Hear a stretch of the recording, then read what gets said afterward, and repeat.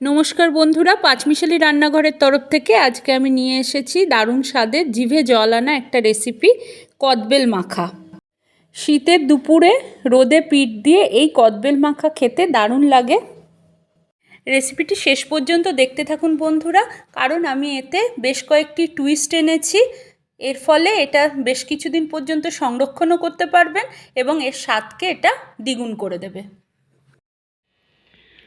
দেখুন বন্ধুরা, আজকে আমি যে কদবেল মাখা তো বানাবো, তার জন্য আমি ছোট ছোট দুটো কদবেল নিয়ে নিয়েছি। এই দেখুন, এরকম ছোট ছোট, এটা বলের মতো দেখতে। এই যে এইগুলোকে ফার্স্টে মাখাবার জন্য আমি প্রথমে ফাটিয়ে নিচ্ছি। দেখুন,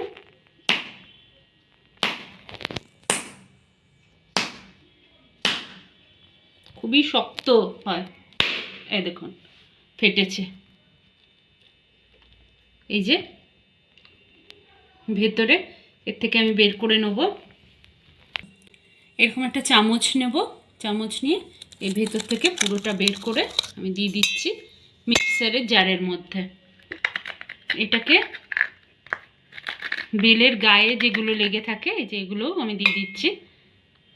আমি একটা স্মুথ কদবেল মাখা বানাবো, যার জন্য আমি মিক্সার ইউজ করছি। আপনারা যদি বীজগুলো মুখে লাগলে যদি আপনাদের ভালো লাগে, তাহলে আপনারা সেইভাবেও তৈরি করে নিতে পারেন, যে কোনো একটা পাত্রের মধ্যে তাহলে বানাতে পারেন। আমি দুটো বেলকে একসাথেই মাখাবো, এই কারণে এই বেলটাও সেম একই প্রসেসে ফাটিয়ে নিচ্ছি। দেখুন বন্ধুরা, আমি যে দুটো বেলই ইউজ করেছি, দুটোই কিন্তু পাকায়, দেখুন নরম। আপনারাও পাকা দেখেই বেল কেনার চেষ্টা করবেন। বেলের থেকে সুন্দর একটা গন্ধ বের হলে জানবেন বেলটা পাকা আছে। পাকা কদবেল মাখা খেতে বেশি সুন্দর লাগে। আমি এই কদবেলের মধ্যে দিয়ে দিচ্ছি দুটো কাঁচা লঙ্কা। আপনারা যেরকম ঝাল খেতে চান সেই অনুযায়ী দিতে পারেন কাঁচা লঙ্কা। আর যেটা স্পেশাল একটা জিনিস দেবো বন্ধুরা, সেটা হচ্ছে এই দেখুন, এই দুটো পাতা, লেবু পাতা নিয়েছি। এটা আমার কাগজি লেবুর পাতা। এই লেবু পাতা দুটোকে আমি ছিঁড়ে এর ভেতরে দিয়ে দিচ্ছি। লেবু পাতাগুলো দিয়ে দিচ্ছি, এতে গন্ধটা খুব ভালো আসে।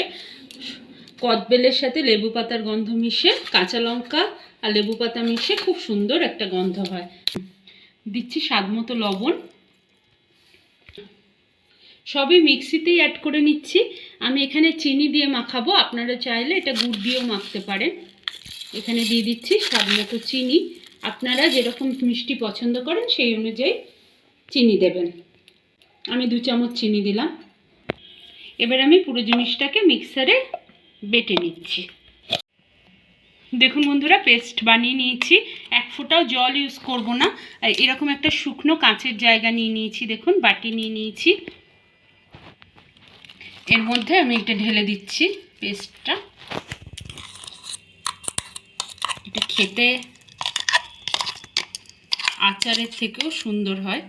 একদম মিহি যে পেস্ট, সেটা কিন্তু আমি বানাইনি। মুখে একটু দানা ভাব থাকবে, কিন্তু মিশে এরকম একটা পেস্ট হয়ে যায়। দেখুন বন্ধুরা, এর সাথে আমি মিশিয়ে নিচ্ছি অল্প একটু ধনেপাতা কুচি। ধনেপাতাটাকে মিহি করে কেটে রেখেছি। দিয়ে দিচ্ছি সর্ষের তেল,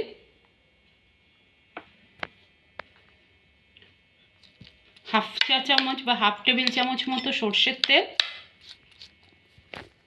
আর যদি আপনারা কিছুদিন ধরে এটাকে পুরোটা যদি একদিনে না খান বা 2 দিন 3 দিন ধরে খেতে চান, তাহলে দিয়ে দেবেন। আর চটপটা ভাবটাও আরও বেড়ে যাবে, যার জন্য দিয়ে দেবেন এই যে হোয়াইট ভিনিগার। যে আমি হোয়াইট ভিনিগার রান্নায় যেটা ইউজ হয়, সেটা আমি 1 চামচ এর সাথে অ্যাড করে দিলাম।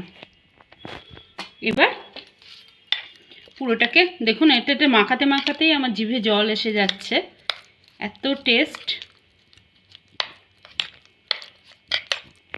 ব্যাস, আমার কদবেল মাখা রেডি। দেখুন বন্ধুরা, আমি পরিবেশন করে দিয়েছি। আমি এইভাবেই দেব। যদি অনেকে আবার কদবেলের ভেতরে ভরেও অনেকে ভালোবাসে, কদবেলের জায়গাটাতে ভরে। এর থেকেই এটা সাধারণত কাঁচের বাটি ইউজ করবার চেষ্টা করবেন, কারণ টক জাতীয় জিনিস, যে কোনো টক জাতীয় জিনিসই কাঁচের জায়গায় রাখা স্বাস্থ্যকর। কখনো যেন তামার পাত্রে টক জাতীয় জিনিস রেখে খাবেন না, সেটা বিশেষ সমান হয়ে যায়। আর যদি আমার রেসিপিটা আপনাদের ভালো লেগে থাকে তাহলে প্লিজ আমার চ্যানেলটিকে সাবস্ক্রাইব করবেন। নতুন বন্ধুদের আমার চ্যানেলে সুস্বাগতম। পুরনো বন্ধুদের পাশে থাকার জন্য অনেক অনেক ধন্যবাদ। সুস্থ থাকুন, ভালো থাকুন, আনন্দে থাকুন, দেখতে থাকুন পাঁচমিশালি রান্নাঘর।